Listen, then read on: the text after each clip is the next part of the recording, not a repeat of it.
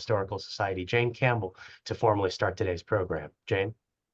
Thank you very much, Sam, and thank you to you and Vincent for all that you do behind the scenes to identify fabulous authors that we can talk to share the story of our American democracy. The United States Capitol Historical Society is over 60 years old, chartered by Congress to tell the story of the Capitol and the people who work in it in a manner that inspires informed patriotism. So we are grateful to be able to do this work. While we are chartered by Congress, we are not funded by Congress. We are funded by the graciousness of our members and supporters. And so we thank each and every one of you who is part of our membership team. Thank you for your support, and thank you for being here today, because one of the ways that you support the society is by listening to our programs and sharing your love and knowledge for history with your friends and neighbors.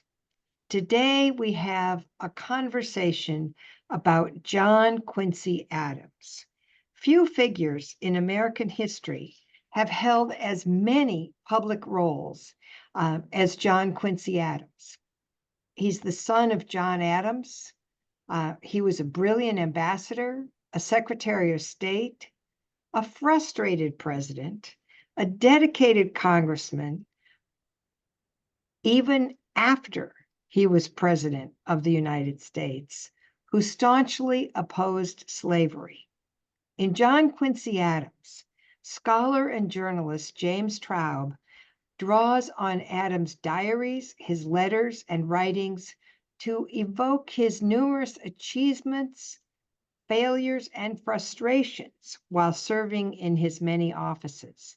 A man of unwavering moral convictions, John Quincy Adams is the father of foreign policy realism, one of the first proponents of an activist government, but he is first and foremost a brilliant, flinty, and unyielding man whose life exemplifies admirable political courage.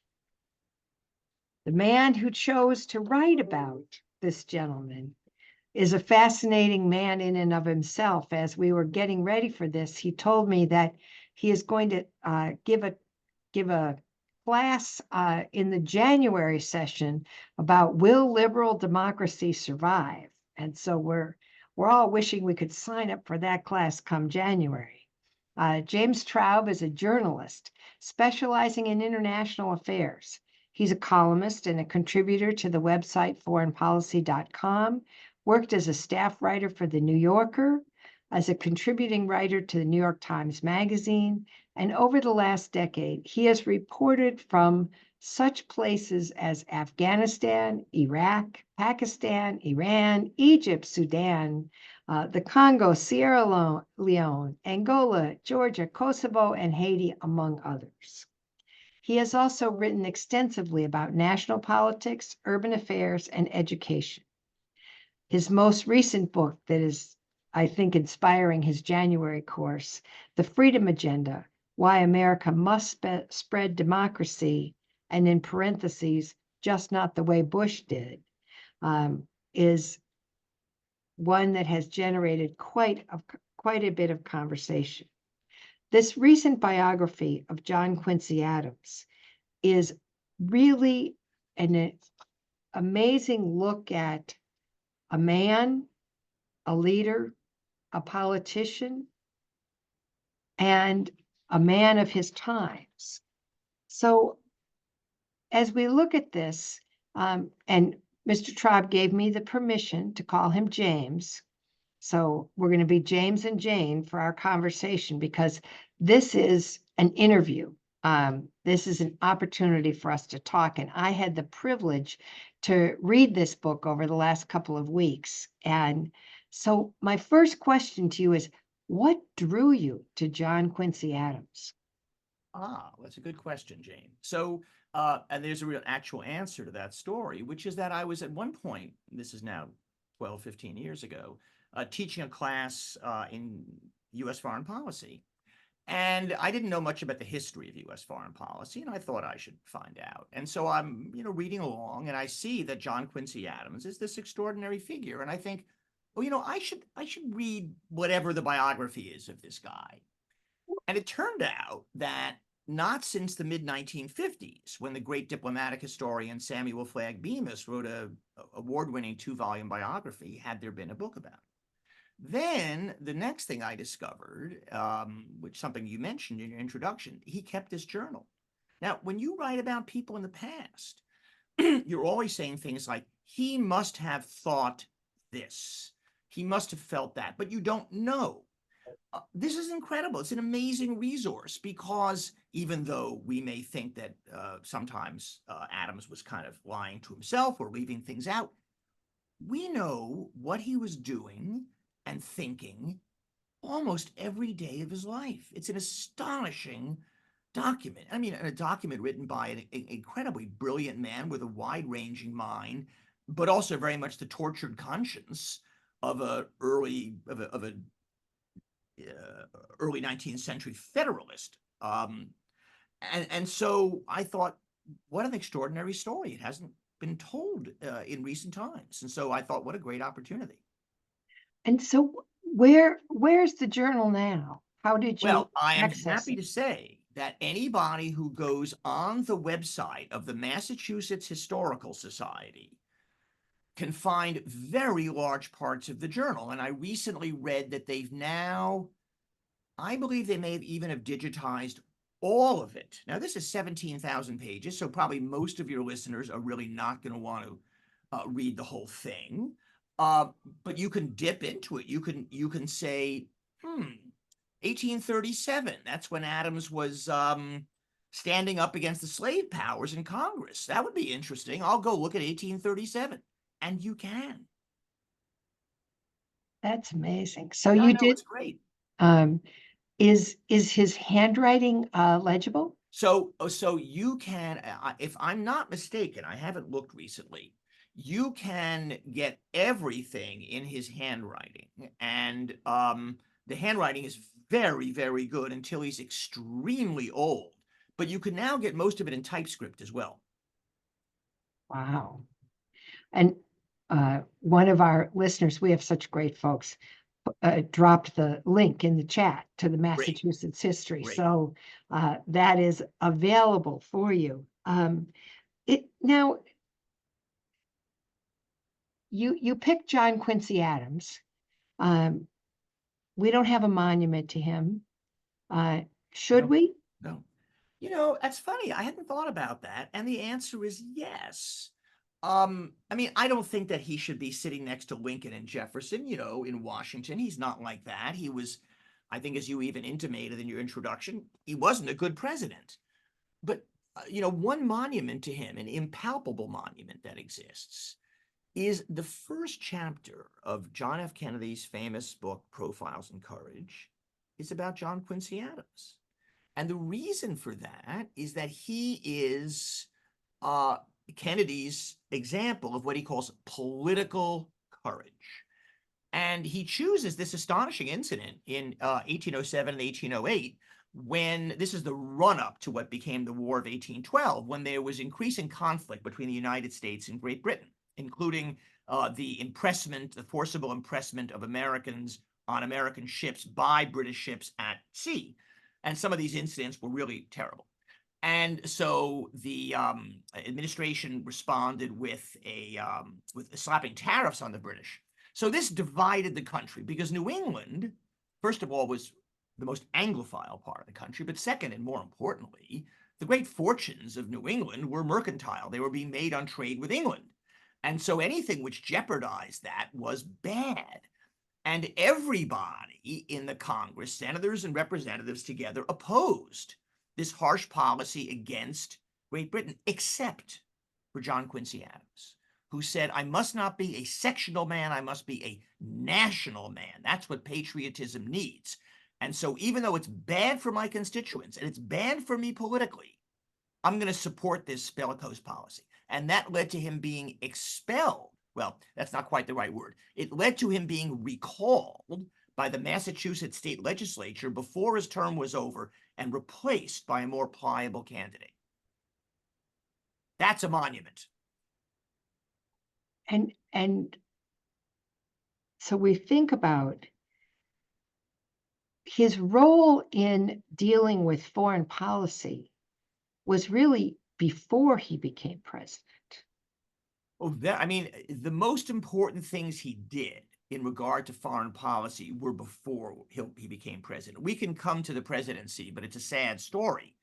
He was first of all, the youngest American diplomat. He was 26 when he was sent to the Netherlands by President Washington, and he quickly became the most trusted, the most senior American diplomat. It's clear that when Adams was writing back to the Secretary of State, Washington was reading his letters.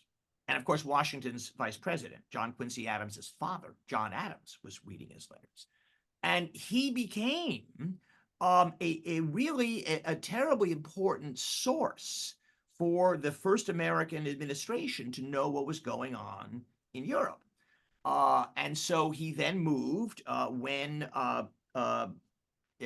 he moved in 1797 to Prussia.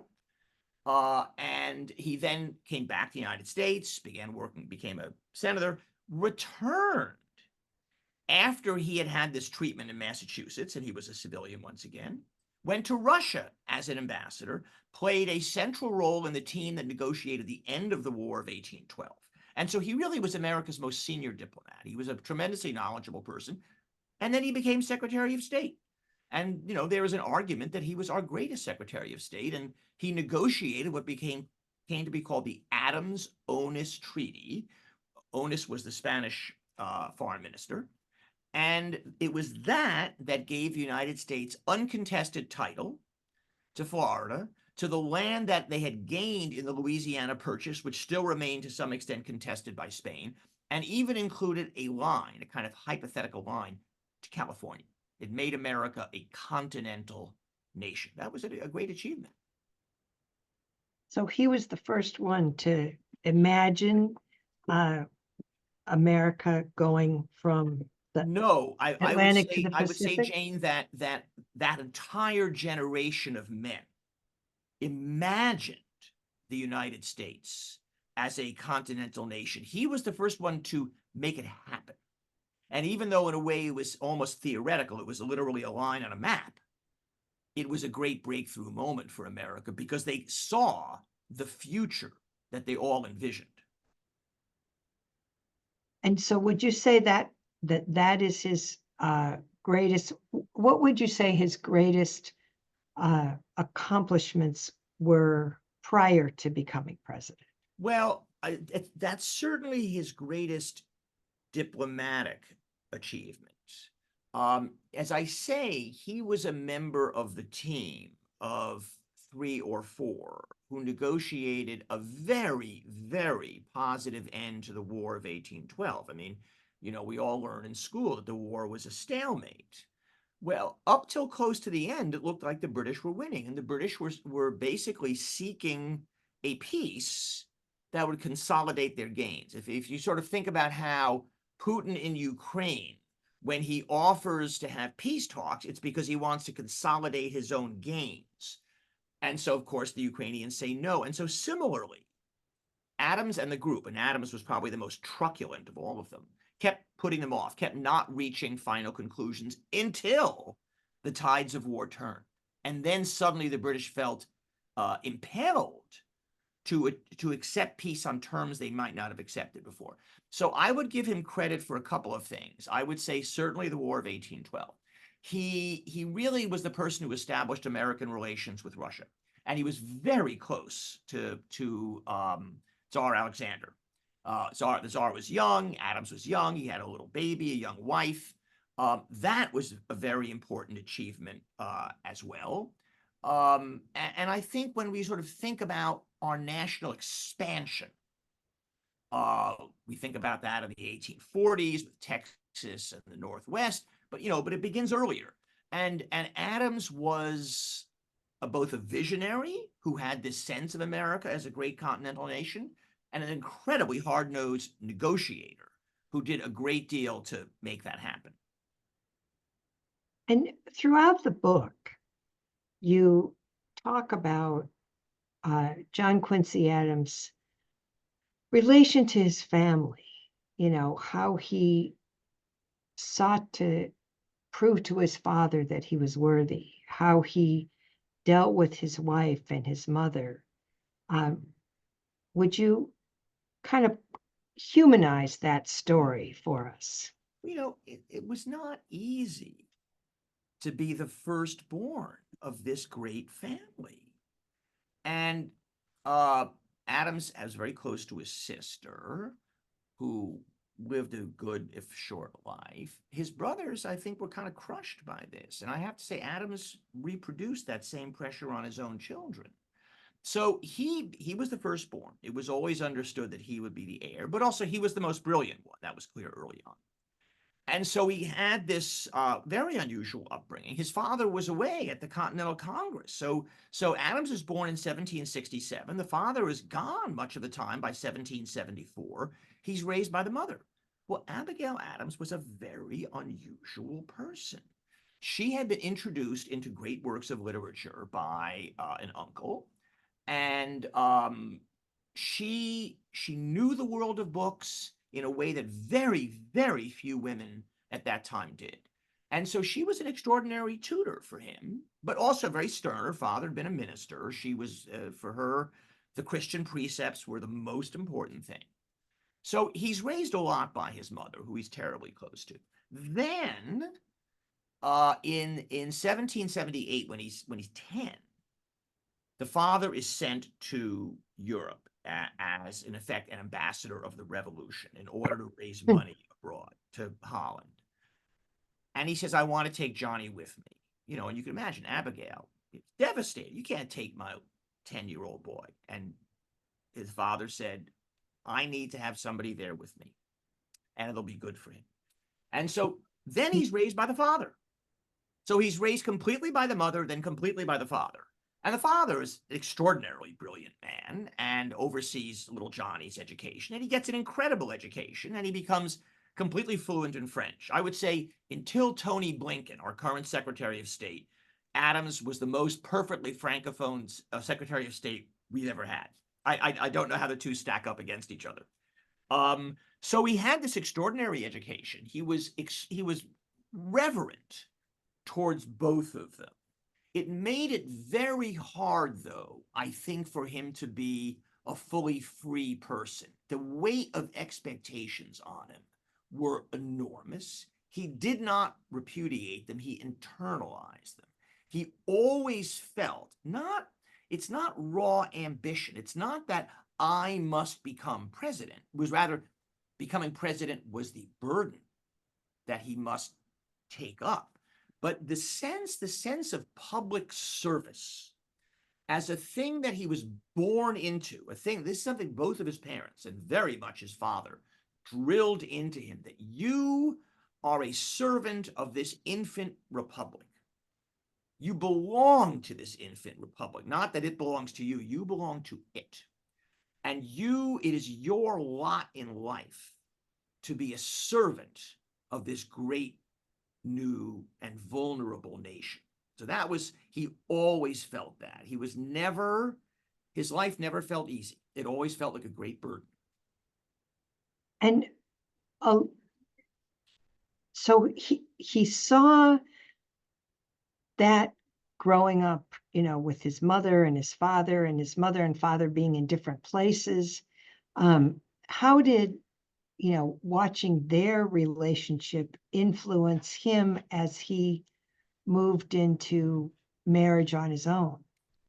It's such an interesting and perplexing question. I was just thinking about this again the other day, and I don't have an answer to what I'm going to say. It's a mystery to me.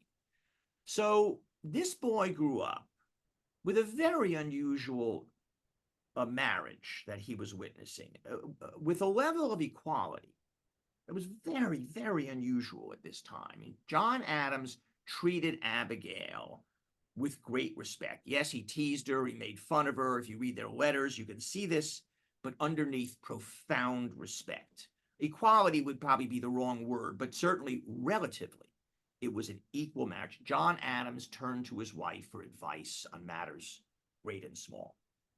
So you would assume, with that as the model, that John Quincy Adams would think the same way. He didn't. He didn't.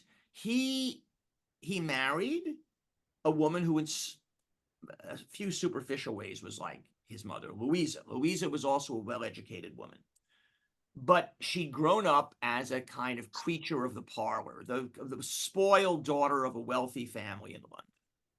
And it is clear from the many letters that go between them and from his diary entries that he never looked to her as an equal partner. He never asked her political advice that I can recall. She was very miserable much of her life. I don't want to blame all of that on him. They had a lot of misfortunes that he is in no way responsible for. But he was a very bearish, prickly, difficult person. And I don't think that I know that he was not a feeling and warm husband or father. He just wasn't. And John Adams, who we all read about as this very difficult, stubborn person, which he was, but was also a very warm person. He kind of ran hot. And John Quincy Adams was different from that. People would describe how it was only by the trembling of his lower lip that you could feel the burning passion underneath it. Otherwise, it was like looking at a mask. The older he got, the stiffer that mask became. You know, do I have an explanation for this? Not altogether. And so tell us, you know, I think as I read the book, it's sort of like there's the pre-presidency, the presidency, and the post-presidency. Yeah. So we've spoken some about the pre-presidency. Is there anything else we need to know about the pre-presidency before we get into the presidency conversation? Let's see. He was the first ever Boylston Professor of Rhetoric at Harvard, a position that still exists to this day. It's the oldest named professorship, I believe, in America.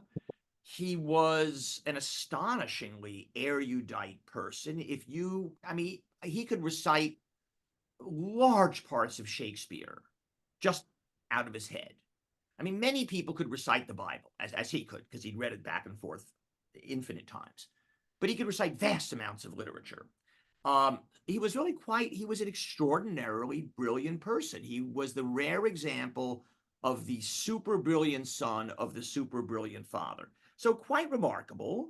And as I said, you know, in talking about the profile and courage thing, a person of ironclad principles. And this is actually one of the reasons why he wasn't a very good president. So we can talk about that as well.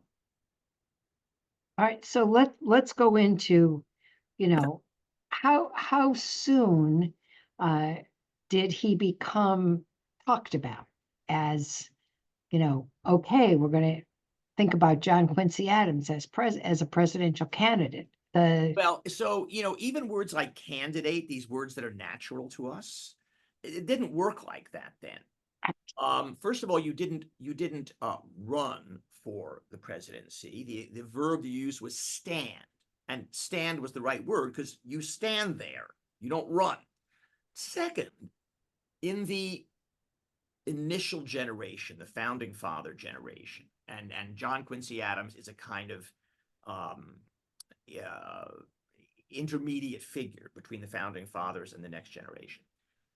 The presidency was a thing you inherited as by right through public service. And so typically it was the Secretary of State who became president. That's the way it was with Jefferson, Madison, and Monroe. When Monroe made John Quincy Adams the Secretary of State in 1817, that meant that he was the default candidate for president in 1824. And so it all happened as if in a conveyor belt. But he was already 57 years old. He'd already been a member of the state legislature, a senator, a diplomat, a scholar, and of course, a Secretary of State. I mean, no one had ever been more fully prepared for that job than he was. But the election of 1824 was complex, not complex. Yeah, no, a mess. I mean, a mess. It's the only time in our history that a presidency has been decided by the mechanism laid down in the Constitution for a contest that does not produce a winner of a majority of electoral votes in the country. And so this came down to three people: Andrew Jackson, William Crawford, the Secretary of the Treasury, and Adams. There was a fourth person, Henry Clay. He didn't get in. He finished fourth and didn't get in. So then the way it worked then and the way it works now, it's in the Constitution, is that every state gets one vote. And the winner is the winner who gets a majority of states. And so at that time, I believe there were 26 states. So the politicking is politicking among the congressional delegations in the House of Representatives. And Adams had finished well behind Jackson in both the popular and the electoral vote. Jackson should have been president. Jackson was this incredibly popular figure. He was a military hero. He'd fought the Indians. He'd fought the British. He stood tall in the saddle. You know, he was really a heroic figure. Adams didn't campaign. Adams, above all, came from this New England background where that would have been an act of truckling to the people. So no, he didn't campaign, though others did for him. And so the decisive event was that Henry Clay, who finished fourth and who hated Jackson, he thought Adams was a very strange man, but felt he could get along with him, probably thought Adams was so unpopular that he would only serve one term, and so was prepared to throw his support to Adams. But he was far too shrewd a man to not exact a price for it. Now, exactly what that price was has remained disputed and presumably will never be resolved because both men drew a curtain across it. What we know is that Clay, who is from Kentucky, basically told the congressional delegation to go with Adams. Adams had received no votes in Kentucky. And nevertheless, by a remarkable coincidence, 2/3 of the members of the congressional delegation of Kentucky decided they wanted Adams and not Jackson, which was a completely undemocratic outcome. Exactly what Clay did, we don't know. It was done behind the scenes. Now, what did Clay exact from Adams? Well, he doesn't say. He writes a series of letters that he says something like, people are so suspicious. People are so cynical, as if they think I made a bargain. I wouldn't do that. Adams, in his diary, says very vague things. He says, we had a wide-ranging discussion, he and Henry Clay, about issues of the past, and he says, I think the expression he uses is prospective of the future. Well, what does that mean? Well, what people assumed then, and what most historians have assumed since then, is that he said to Clay, well, of course, you'll be Secretary of State, which would have been the normal thing.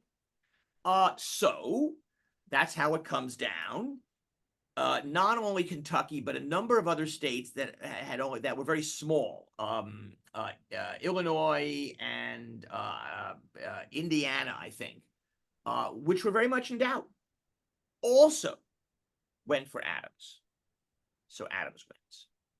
The moment this happens, Jackson, well, actually, no, I'm sorry, even before the election, some newspapers begin talking about the corrupt bargain.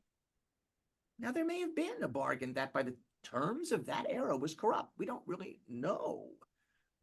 If there was, and I think something was done that Adams would not want to see the full light of day, was really the one moment in his life when even this man of iron convictions allowed his ambitions to dictate his behavior?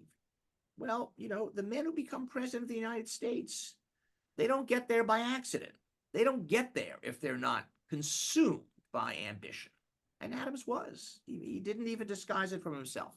So, as soon as the vote comes down, the Jackson forces cry corrupt bargain. And for the next 4 years, while Adams is president, he is viewed as illegitimate by half the country. You could say that it's something like what happened in 2000 when George W. Bush won a highly contested election that was ultimately in part adjudicated by the Supreme Court. And many Democrats viewed it as having been illegitimate. But I would say that the kind of public pressure on Adams, the discrediting effect was much greater. And of course, in George Bush's case, 9/11 happened early in his tenure, and that basically got rid of all this question of legitimacy or illegitimacy. And so now he's president under challenging circumstance.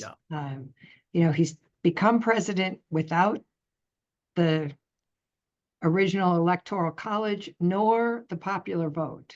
And he takes over. You described him as not a very good president. No. Tell us about his presidency. Well, so this is, I'm obviously someone who admires this man a great deal, and I think he is worthy of our not only respect, but even reverence. But politics is a fallen profession. Politics is not a profession for angels.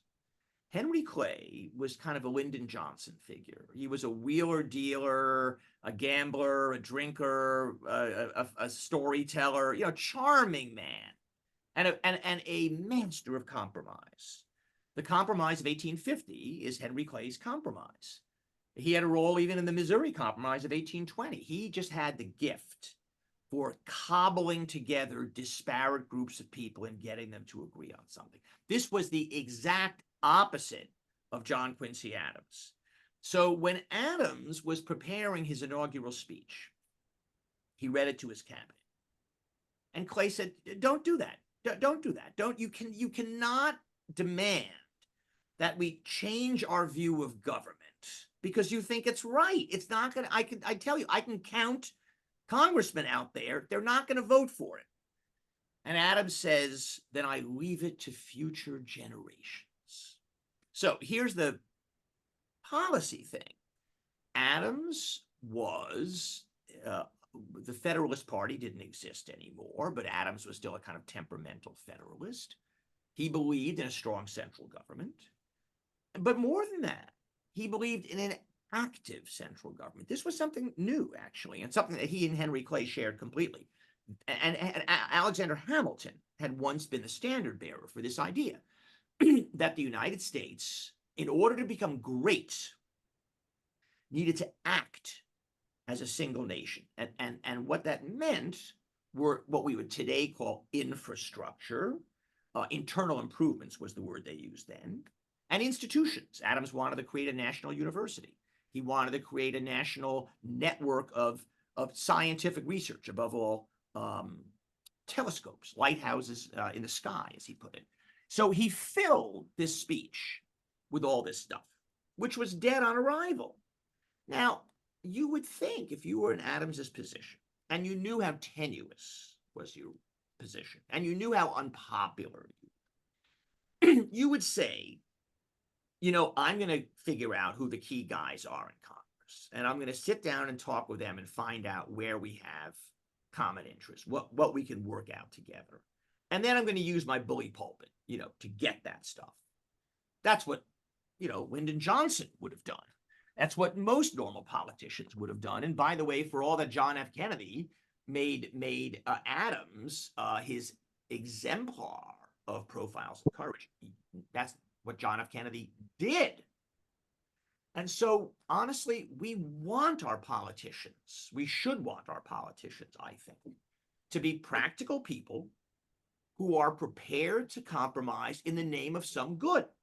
So in fact, the most recent book I've written, by the way, which came out 2 months ago, was a biography of Hubert Humphrey called True Believer. And Hubert Humphrey was a great legislator. He was as passionately idealistic as John Quincy Adams was, but he also just accepted the fact that in order to get legislation, you have to make compromises, you have to be patient, you have to accept half a loaf, all this. This is what politicians do. Adams did not believe that. And that was one of the respects in which he really was of the founding father generation. That you were a man of principle, you stood for your principle, you did not make unseemly compromises, though of course he did just that to become president. And if you needed to stand alone, you stood alone.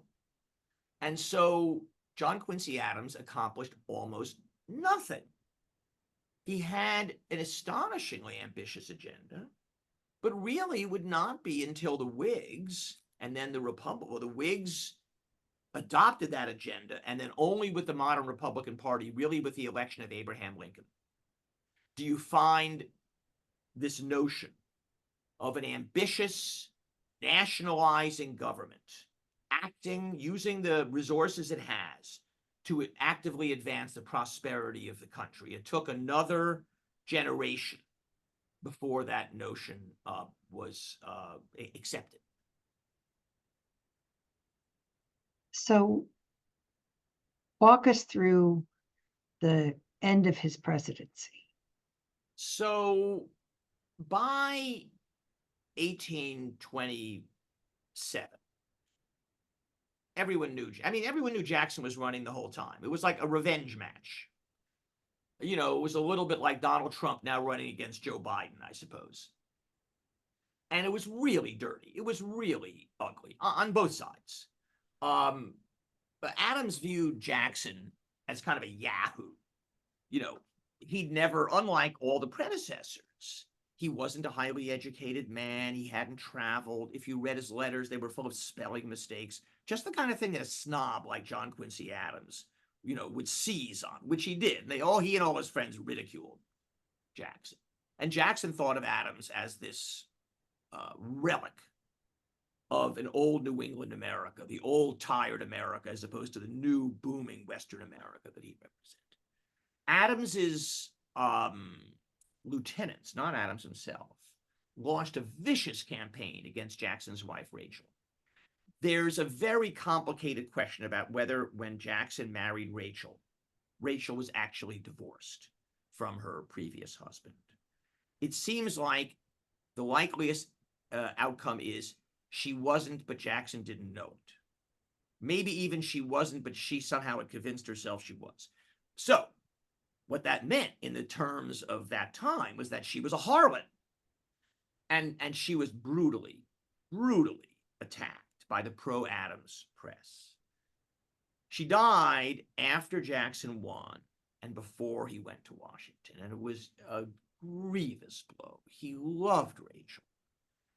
And the rage that he already felt towards Adams and everyone around was enormously magnified by this terrible tragedy. So it was a very ugly transition. By the time it happened, I think Adams was really happy to leave.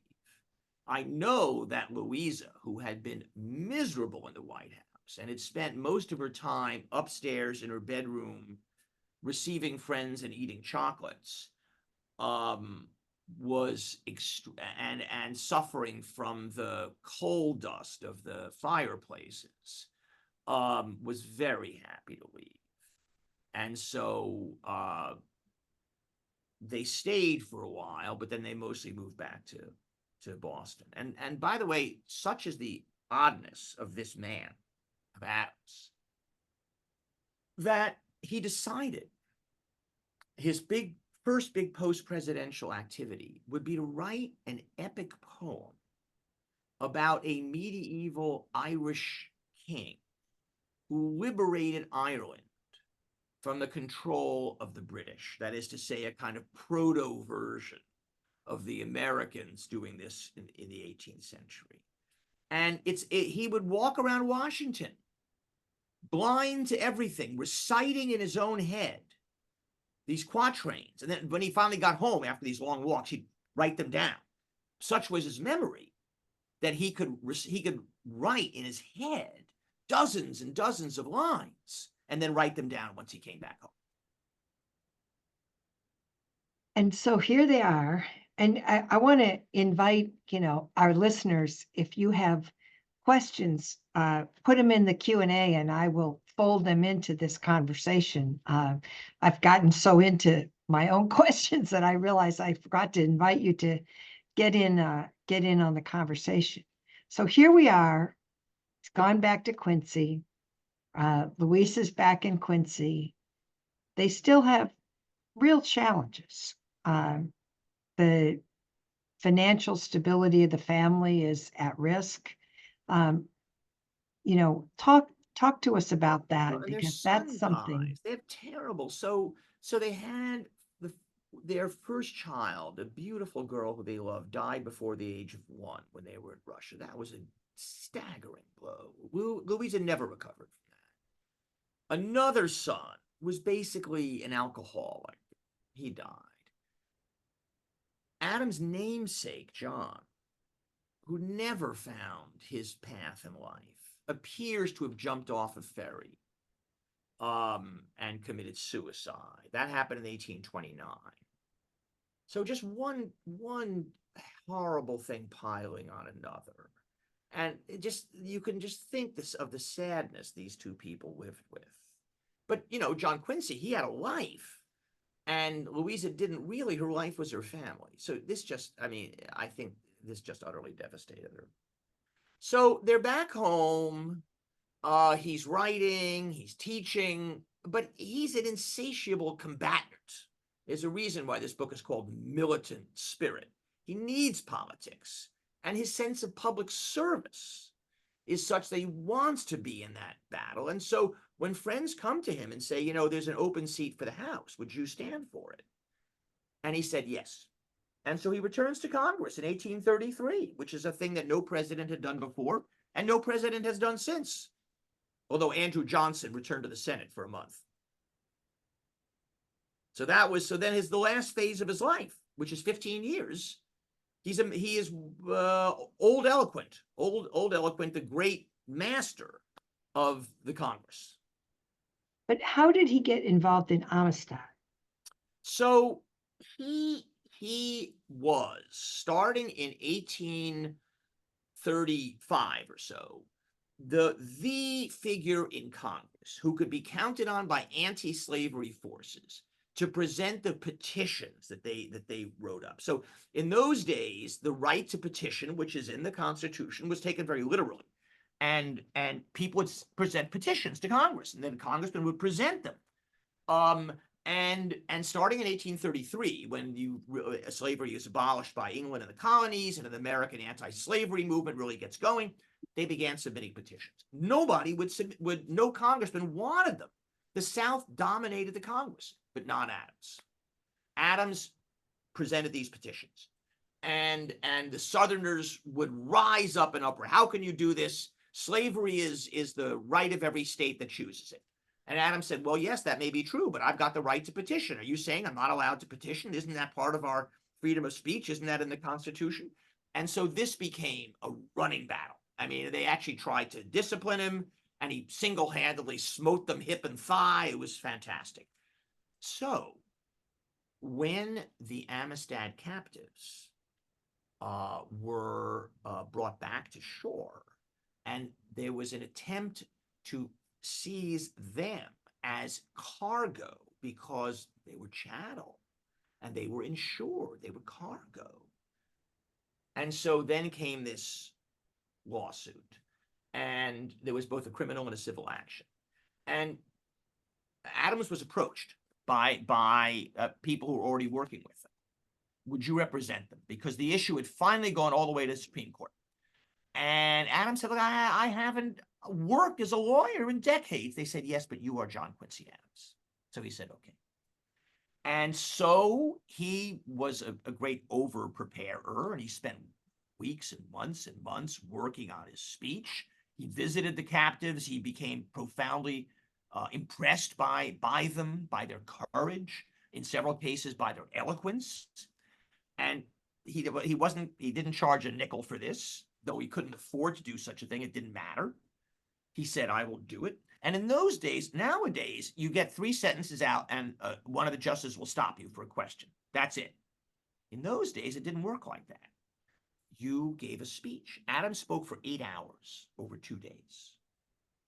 And it was an astonishing speech. And he was able to basically say to them, like, I knew your father. I was president when you were a kid. And it was a magnificent speech. And in certain ways condescending, but magnificent.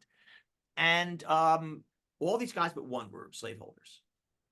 And they all but one, I think, voted to release the Amistad captives. And it was considered, along with the petition thing, the greatest victory for anti-slavery forces of that time. It was an immense global event that everybody knew about. And so there's some thought, and you mentioned that his wife had a person working for her who was actually an enslaved person.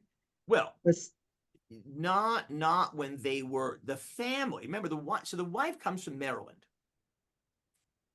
She was in England, but her father was a Marylander. And they had slaves. And she may have had a slave who came with her.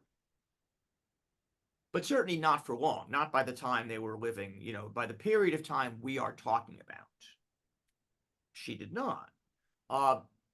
Nor had the Adams family had a slave when Johnny was a boy. The issue for all such men was slavery is an unspeakable evil, but the Constitution does not prohibit it. States are allowed to have it. How do I deal with this problem? And Adams was really kind of at a loss on this problem. But over time, I think the prophetic voice, his sense of moral outrage, his biblical sense of outrage at slavery as a practice, that consumed him. And that rode over all the other obstacles. And he devoted the last decade of his life to rolling back slavery. And he was prepared. He says he was prepared. He says it as early as 1820 to see a civil war, to see the nation sundered in order to get rid of this unspeakable practice. And let's talk about a couple of practical things. He lived in the White House. Now he's back in as a congressman. Where did he live in Washington? On F Street. He lived on F between, I think 12th and 13th.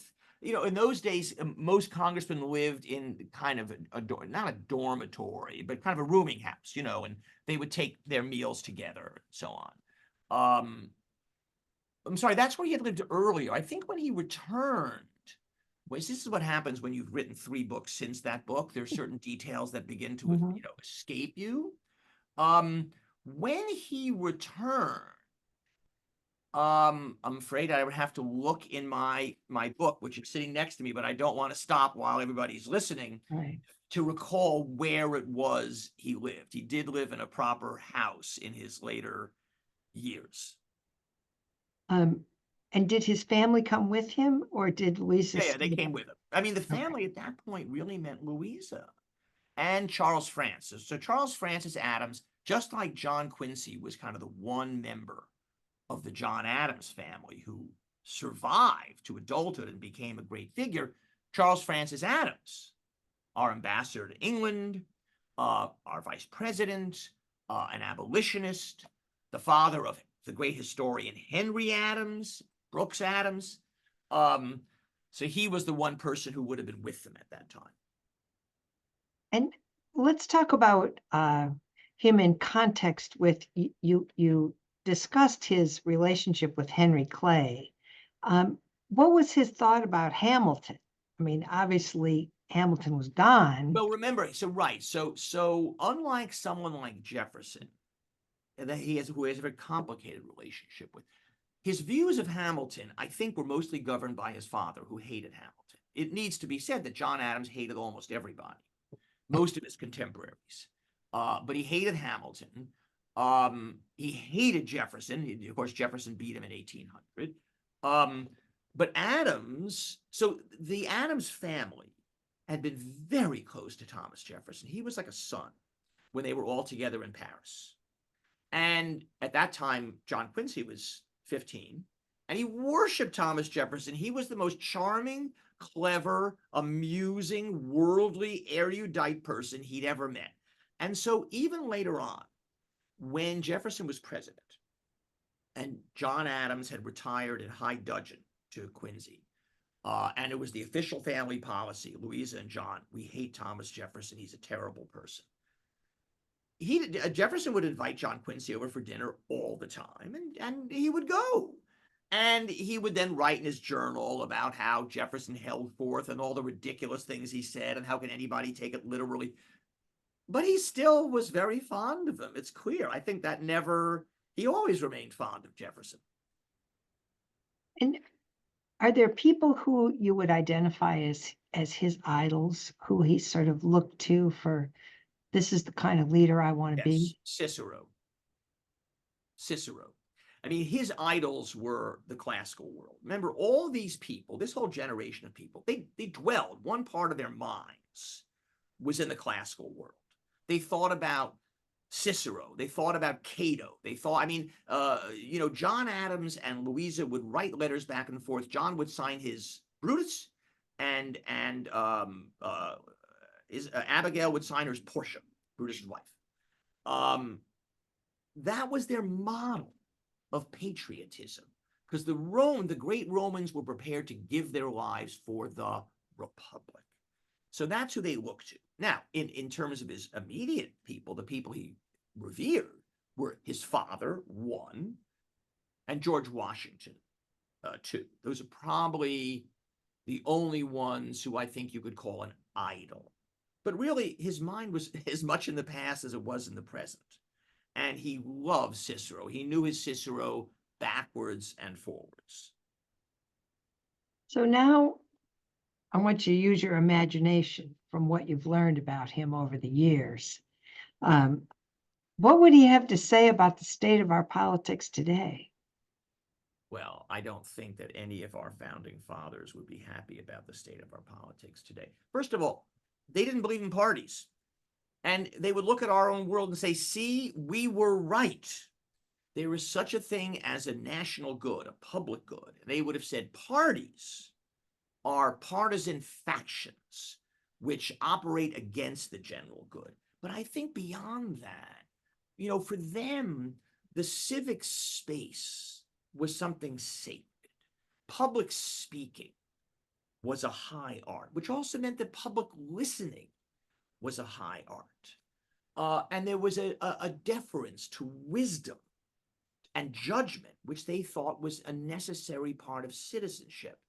So I think what would really horrify them is the decline of any sense of common purpose and of shared citizenship. And perhaps also the kind of loss of a respect for public speaking, public presentation, public argumentation. I think they would really see this as a terribly degraded version of what they had in mind by a democracy. And so our final question, as we move toward the end of the hour, we're so grateful for you being with us and spending the time. What do you think is the legacy of John Quincy Adams, and how has his work influenced us today?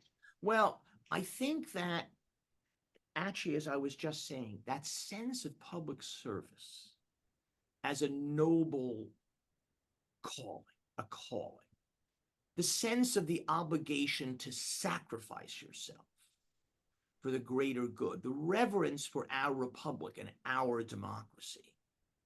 Those are qualities that we associate with the founders.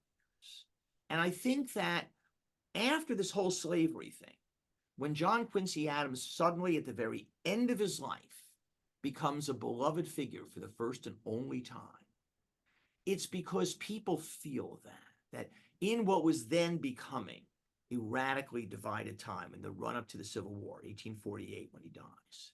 People see this man as a representative of those founding virtues. And I think today we can look at him as a reminder of what patriotism once meant and what those founding virtues were. Well, what an amazing way to end. Thank you so much, Mr. Traub, for being with us. And thank you for writing that book. Well, Jane, thank you very much. It was a pleasure. And thank you for reminding us what patriotism is really all about. You know, as we said at the outset, the United States Capitol Historical Society exists to remind people of the values of our country, of the work of the people in the Capitol, and how we come together around those values and how do we build a democracy. We provide these public webinars as a public service with the support of our members and friends. So don't forget to, make your contributions. We are ever so grateful. As we look ahead, we continue. Do we have upcoming slides? Yes. We have a very fun one coming up. Next week, we're going to talk about the Congressional women's softball game. Some of us who are in Washington participated in the Congressional baseball game last night, which was at National Field. And the Congressional women decided they were going to create a softball game. But instead of playing the Republicans against the Democrats, they play the members of Congress against the press. And so Congresswoman Ileana Ross-Layton and Congresswoman Sherry Bustos, two former members who were players during the time that they were in Congress, are going to talk about the creation of the Congressional women's softball game and what it means coming up as we look forward to it coming soon so that people can participate. And while we're talking about women, as we continue our series about the amendments to the Constitution, we are now at the 19th Amendment. And so we have a new author who's taken a new look at the 19th Amendment. When Women Won the Right to Vote, a new look by Dr. Lisa Tetrault. So that's coming up on the 27th of June. Each of these are at noon. We look forward to your participation in all of these. As always, our webinars are recorded. They are available on our website, and we hope that you will share them. We appreciate your contribution to creating an informed patriotism. Be with us. Have a good week. Look forward to talking with you next week. Thank you. Goodbye.